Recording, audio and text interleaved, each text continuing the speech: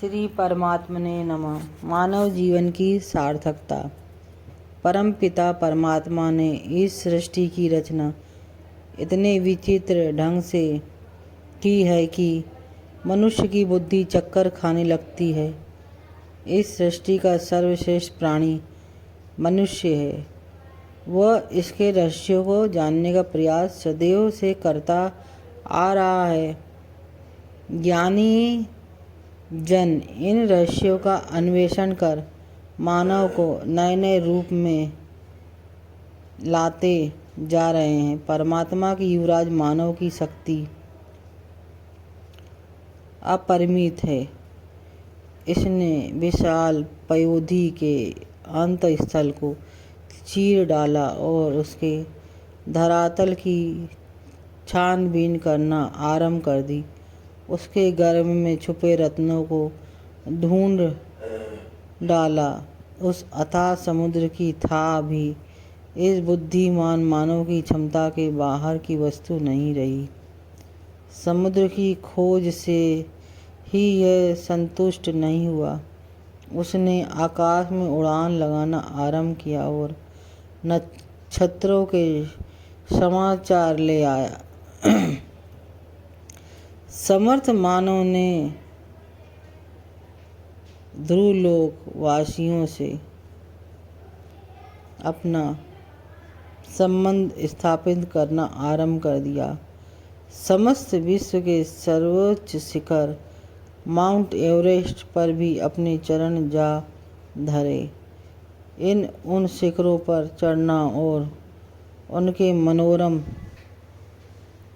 दृश्यों का आनंद लेना मनुष्य के लिए मनोरंजन की सामग्री हो गई।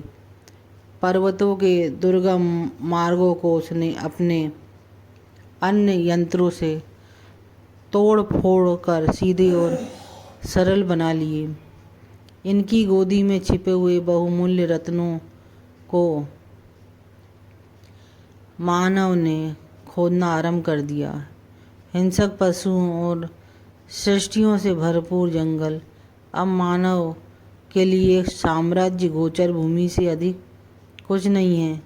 इस अतुलित बलशाली मानव ने ध्रुवों तक को खोज कर डाली। इसकी बुद्धि की कहाँ तक प्रशंसा करें। इसने पय पयन पावक और पृथ्वी सभी पर अपना आधिपत्य स्थापित कर लिया है। ये सभी इसकी सेवा प्रमाद रहित होकर कर रहे हैं। द्रुत गति से प्रवाहित होने वाली नदियों के प्रवाह को मानव ने यथेष्ट दिशा में मोड़ दिया है। उनको तेज धाराओं को बांधकर बड़े बड़े बांध बना दिए, जिनसे नहरें निकालकर मरुस्थल को भी हरे भरे उद्यानों में परिवर्तित कर दिया। अपनी यात्रा के साधनों को इतना आरामदेह बना लिया है, अत्यंत तप्त प्रदेश में भी इसे अब गर्मी नहीं सताती। अपने कल नल के सहारे से महाद्वीपों और द्वीपों को अत्यंत निकटवर्ती पड़ोसी बना दिया है। संपूर्ण भूतों पर यह विजयी हो गया है।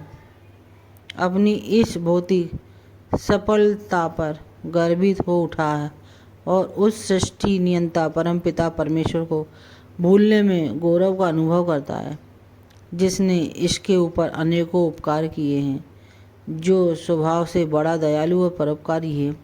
ऐसे कृपालु परमात्मा को भुलाकर वह अपने वास्तविक लक्ष्य को भूलता जा रहा है। प्राचीन भारतीय तत्व ज्ञानियों ने अनंतो गत्वा दुख ही प्रदान करने वाले इन भौतिक और क्षणभंगुर विज्ञान की ओर अधिक ध्यान नहीं दिया। उन्होंने समुद्र की तरंगों की ओर विशेष ध्यान न देकर अपने अंतःकरण की तरंगों को पहचाना। एक अंग्रेज भक्त ने भी इन्हीं विचारों का समर्थन बड़े सुंदर प्रकार से किया है। वो लिखता है, शरण जाने में मेरी प्रतीत करता है कि मेरी प्रेमी और परमात्मा एक हो गए, और यही भगवान का सच्चा और पूर्ण दर्शन है। और यही हृदयोद्गार तो स्वामी राम तीर्थ में है। मैं अपनी सूरत पे आप सेदा कि राम मुझ में है, मैं राम में हूँ। हरे कृष्ण।